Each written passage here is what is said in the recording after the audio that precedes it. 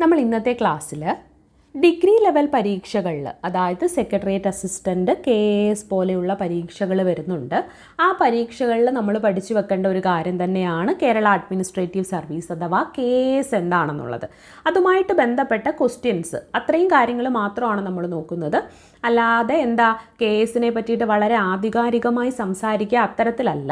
പരീക്ഷയിൽ എങ്ങനെയാണ് ഒരു എക്സാം ഓറിയൻറ്റഡ് ആയിട്ട് നമുക്ക് എങ്ങനെയാണ് കേരള അഡ്മിനിസ്ട്രേറ്റീവ് സർവീസ് എന്നത് അറിഞ്ഞിരിക്കേണ്ടത്, അത്തരത്തിലുള്ള കാര്യങ്ങൾ മാത്രമാണ് നോക്കുന്നത്. അപ്പോൾ KASൻ്റെ ഫുൾ ഫോം എന്താണ്? കേരള അഡ്മിനിസ്ട്രേറ്റീവ് സർവീസ്, അതാണ് KAS. നമുക്ക് നോക്കാം. ഇന്ത്യൻ സിവിൽ സർവീസിന് സമാനമായിട്ട് കേരളം രൂപം നൽകിയ ഒരു വിഭാഗമാണ് കേരള അഡ്മിനിസ്ട്രേറ്റീവ് സർവീസ് എന്നുള്ളത്. ഇന്ത്യൻ സിവിൽ സർവീസിന് സമാനമായിട്ട് നമ്മൾ ചെറുപ്പകാലം മുതലേ കേൾക്കുന്നൊരു കാര്യമായിരിക്കാം UPSC സിവിൽ സർവീസ് പരീക്ഷകളെ പറ്റിയിട്ട്. നമ്മളെപ്പോഴും വാർത്താ മാധ്യമങ്ങളിൽ വളരെ ശ്രദ്ധയോടെ നോക്കുന്ന ഒരു കൂട്ടം ആൾക്കാരാണ് കളക്ടർമാർ, അല്ലെങ്കിൽ IFS ഉദ്യോഗസ്ഥർ. ഇതൊക്കെ UPSC നടത്തുന്ന പരീക്ഷയിലൂടെ തിരഞ്ഞെടുക്കപ്പെടുന്നവരാണ്. അത്തരത്തിലുള്ള ഇന്ത്യൻ സിവിൽ സർവീസിന് സമാനമായിട്ട് കേരളം രൂപം നൽകിയ ഒരു വിഭാഗമാണ് കേരള അഡ്മിനിസ്ട്രേറ്റീവ് സർവീസ് എന്ന് പറയുന്നത്. KAS പരീക്ഷകൾ വരാൻ പോകുന്നുണ്ട്. അപ്പോൾ കുറച്ചുകൂടി നിങ്ങൾക്കത് KAS എന്നുള്ള കാര്യം അറിയായിരിക്കും. അതെങ്ങനെയാണ് നമ്മുടെ പരീക്ഷയിൽ നമുക്ക് ആവശ്യമായിട്ട് വരിക എന്ന് നോക്കിയാൽ, കേരള അഡ്മിനിസ്ട്രേറ്റീവ് സർവീസ് നിലവിൽ വന്നത് 2018 ജനുവരി 1 കേരള അഡ്മിനിസ്ട്രേറ്റീവ് സർവീസ് നിലവിൽ വന്നത് എന്നാണ്? KAS നിലവിൽ വന്നത് എന്നാണ്?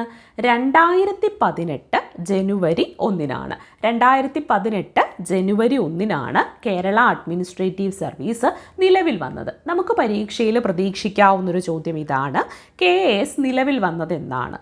അത് 2018 ജനുവരി 1 രണ്ടാമതായിട്ടുള്ളൊരു ക്വസ്റ്റ്യൻ എന്ന് പറയുന്നത്, കേരള അഡ്മിനിസ്ട്രേറ്റീവ് സർവീസിലേക്ക് ഉദ്യോഗസ്ഥരെ തിരഞ്ഞെടുക്കുന്നത് ആരാണ്?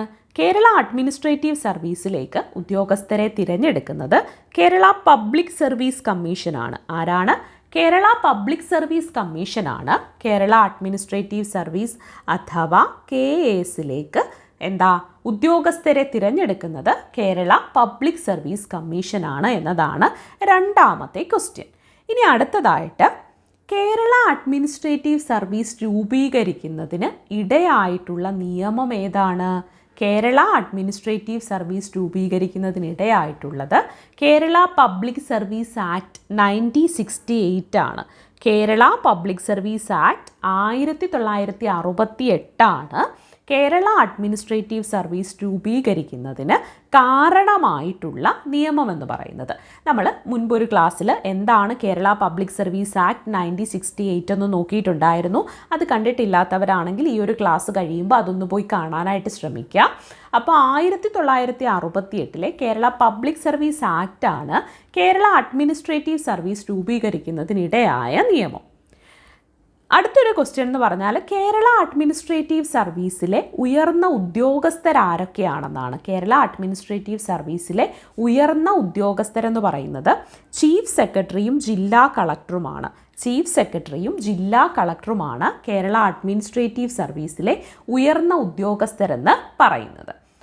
നമ്മൾ ഇവിടെ നമുക്ക് KAS പരീക്ഷ വരാൻ പോകുന്നൊരു സാഹചര്യത്തിൽ അതേപ്പറ്റി ഏകദേശ കാര്യങ്ങൾ എല്ലാവർക്കും അറിയായിരിക്കും. പക്ഷേ പരീക്ഷയിൽ നമുക്ക് ക്വസ്റ്റ്യനായിട്ട് വരാൻ സാധ്യതയുള്ള കാര്യങ്ങൾ ഇത്രയാണ്.